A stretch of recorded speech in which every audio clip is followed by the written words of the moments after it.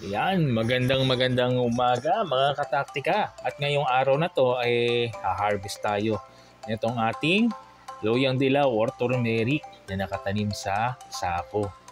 So mga kataktika, at habang hina-harvest natin ito, ay pag-usapan natin kung ano naman ang health benefits at kung paano makukuha ang health benefits mula sa turmeric mga kataktika. Ayan, alam nyo ba mga kataktika na meron daw anti-inflammatory properties ang luyang dilaw. Ang curcumin, ang aktibong sangkap sa turmeric, ay malakas na anti-inflammatory properties.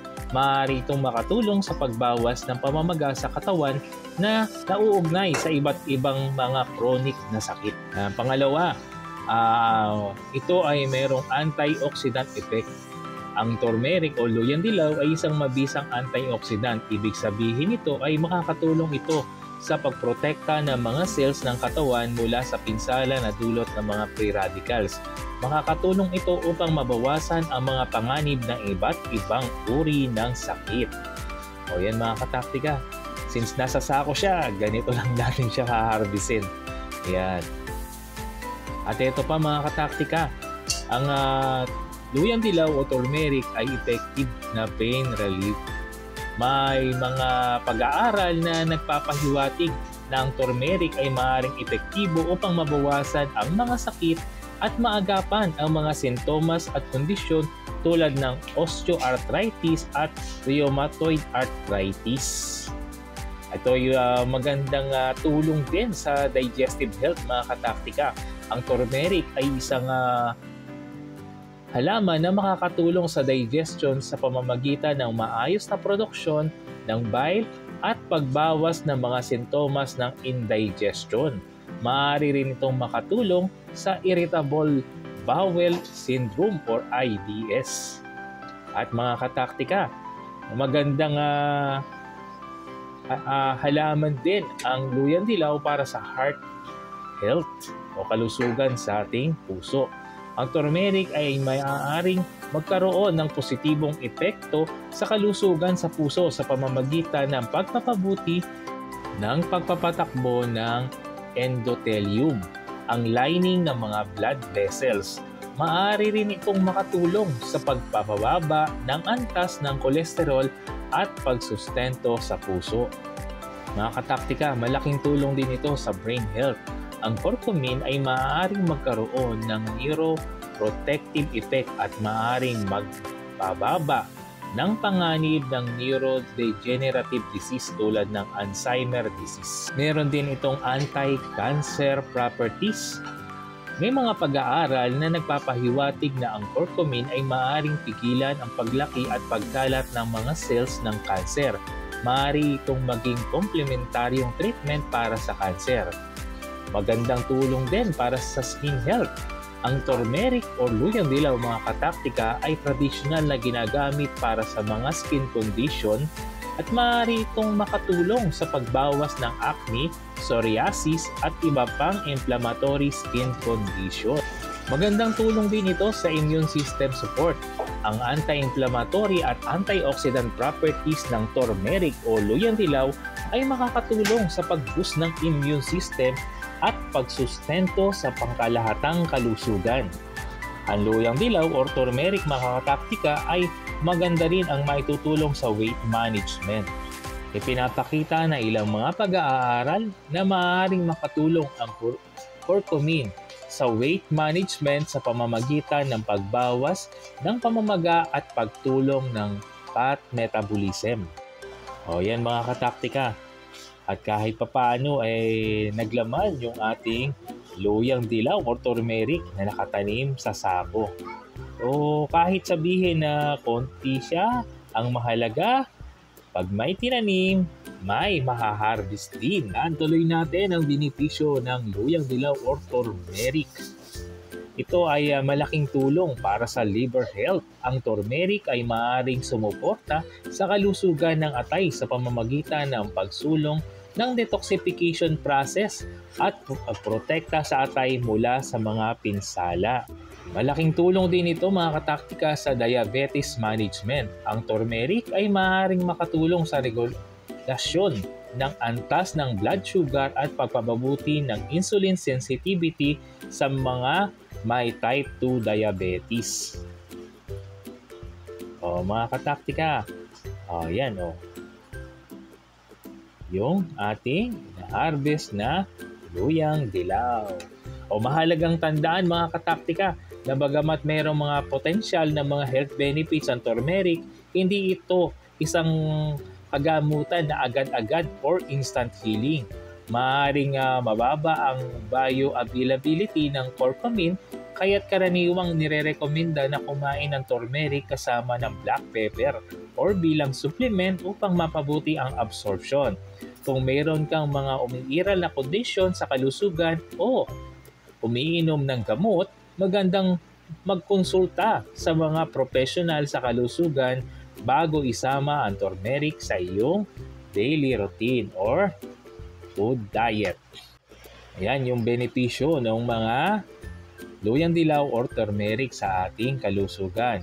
At syempre, maaaring matanong nyo, marami ka makukuha benepisyo sa turmeric or luyang dilaw, pero paano ito makakapagdulot ng magandang kalusugan sa ating katawan?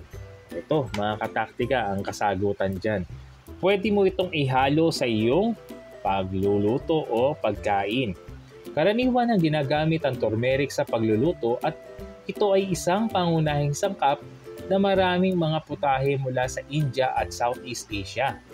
Maaari mong idagdag ito sa curry, sopas, nilaga, gayon din sa kanin, gulay, para mapabuti ang lasa at makuha ang benepisyo nito. Maaari mo itong isama sa iba pang pampalasa tulad ng cumin, coriander at luya. Kung mga kataktika, pwede rin daw gumawa ng turmeric tea or golden milk.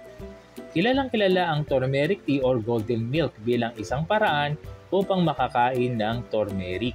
Upang gawin ito, maaari mong pakuluan ng gatas kahit anong uri ng gatas. Kasama ang turmeric, paminta upang mapabuti ang absorption ng curcumin at iba pang mga pampalasa tulad ng cinnamon at luya. Pwedeng lagyan ito ng honey o anumang pampatamis. At siyempre kataktika, timplahin ayon sa iyong panlasa. Mga kataktika, pwede rin kayong gumawa ng turmeric supplement. Kung naghahanap ka ng konsentradong curcumin, ang aktibong sangkap sa turmeric, maaari kang mag-take ng turmeric supplement. Ito ay available sa iba't ibang uri tulad ng kapsula, powder. Ayan, sundan lamang ang nire-recommendang dosage na nasa level na produkto. At mga kataktika, ayan, nakuha na natin yung laman dito sa luyang dilaw. Isang puno lang ito na nasa sako at ito, madagdag pantanim ito mga kataktika. Ito na yung ating harvest na luyang dilaw ngayong araw na to mga kataktika. Ang ating luyang dilaw na tinanim natin sa sako. Maliit na piraso lamang tinanim natin at kagandahan, yan, dahil paano tayo'y naka-harvest mga kataktika. Ayan, after nating mag-harvest, tatanim natin uli ito mga kataktika. At habang ito'y nire-ready natin upang itanim, dagdag uli tayo sa kaalaman kung paano makukuha ng tao ang health benefits na nasa turmeric. Ito mga kataktika, kung pwede nating idagdag ang luyang dilaw or turmeric sa ating smoothie or mga shakes. Magdagdag ng kaunting turmeric sa iyong smoothie para dagdag benepisyo sa kalusugan. Maaari itong isama sa mga prutas tulad ng mangga, saging at pinya. At kung ano pang inyong paboritong mga prutas. Mga kataktika, tatanggalin natin yung mga mahahabang ugat nito since nga itatanim natin ulit. Yan mga kataktika. Yan, maaari ding gamitin ang turmeric bilang face mask o pampaganda naman mga kataktika. Yan. Ginagamit ang turmeric sa skincare dahil sa mga potensyal nitong benepisyo. Maaari kang gumawa ng paste sa pamamagitan ng paghalo ng mga turmeric sa yogurt, honey o langis ng iyong ilalagay sa mukha bilang mask. Subalit, mag-ingat dahil maaaring mag-iwan ito ng mga mantsa sa balat at damit. Yan, maaaring isama ang turmeric o luyang dilaw mga kataktika sa iyong salad dressing. Gumawa ng homemade salad dressing sa pamamagitan ng paghalo ng turmeric sa olive oil, lemon juice, at iyong paborito mga herbs at pampalasa. Yan mga kataktika. Yun ay mga pamaraan kung paano napupunta ang benepisyo ng turmeric sa ating katawan. So yan mga kataktika. At ngayon, tuloy naman natin ang pagtatanim. So kanina, nakita nyo, isang sako lang yung ating tinanim na turmeric at hinarvest natin. So ito mga kataktika, dudurugin lang natin tuloy yung lupa at yung mga pinutol natin na ugat ng turmeric, iwanan lang natin dyan. Kasi pagka yan ay natuyo, yan din yung magsisilbi na fertilizer, organic fertilizer sa ating halaman. Mga kataktika, ganyan lang ang gagawin natin ulit. Babalik natin yung puno ng luyang dilaw or turmeric dito sa ating taniman. At kung kanina, isang puno lang ang hinarvest natin, ngayon, 2 sako na yung ating tataniman. So, most likely, mas marami tayo ma-harvest sa susunod. Yan, lagyan lang natin ang lupa. Yan, dagdagan lang natin ang lupa, yung ating tinanim na luyang dilaw or turmeric. And then, tuloy-tuloy natin yan lalagyan ng lupa at abono, mga kataktika. So yan, habang nagtatanim tayo, tuloy ulit ang karagdagang kalaman sa turmeric. Mga kataktika, kung mayroon kayong particular na layunin sa kalusugan tulad ng pagbawas ng pamamaga o pagpapahupa ng particular na kondisyon, mas makakabuti na makipag-ugnayan sa mga profesional sa kalusugan para malaman kung anong tamang turmeric supplement o regimen para sa inyong pangangailangan. Ngayon din mga kataktika, may mga turmeric capsule na rin para sa kalusugan. Ang turmeric capsule ay isang maginhawa na paraan para makuha ang mga benepisyo ng turmeric na walang lasa. Ayan mga kataktika, nakapagtanim na tayo at ito yung na-harvest natin na turmeric o luyang dilaw ngayong araw na ito. Ayan, don't forget to like, share, and subscribe at sana'y inyong naibigan. Ayan mga kataktika, yan yung harvest natin na luyang dilaw. At ito mga kataktika, pakita ko sa inyo, ito ay pwedeng gawin na juice or tea. So hiwain lamang natin ito ng maliliit. Yan, tulad yan. And then kapag nahiwa-hiwa na natin, so ang gagawin natin dito mga kataktika, hindi natin ito pakukuluan. Ayan. Ilalagay natin ito sa thermos at lalagyan natin ng hot water at iinumin na natin paunti-unti. Ito yung nagiging practice natin mga kataktika dahil madaldal tayo sa ating trabaho. Kaya kailangan maprotektahan din ang ating lalamunan dahil pagsasalita ang ating puhunan mga kataktika. Ayan. Lalagay natin yan sa telmo at lalagyan natin ng ito, dinagdagan natin ng dahon ng bayabas at dahon ng sambong. So whole day na natin ito na inom-inumin. Paunti-unti lang. Yan mga kataktika. Yan, lagyan natin ng hot water. O mga kataktika, tandaan na gamitin ang turmeric ng maayos at kumonsulta sa mga profesional sa kalusugan.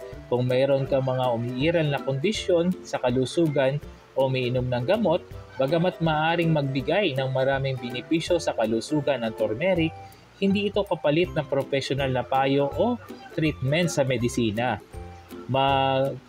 Ingat din sa kakayahan nitong mag-iwan ng mga mantsa na maaari makaapekto sa balat at damit.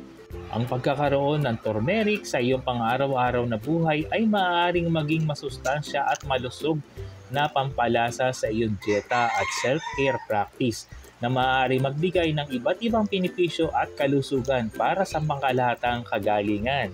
O mga kataktika, sana ay meron kayong na pulot na kaalaman. Don't forget to like, share, and subscribe.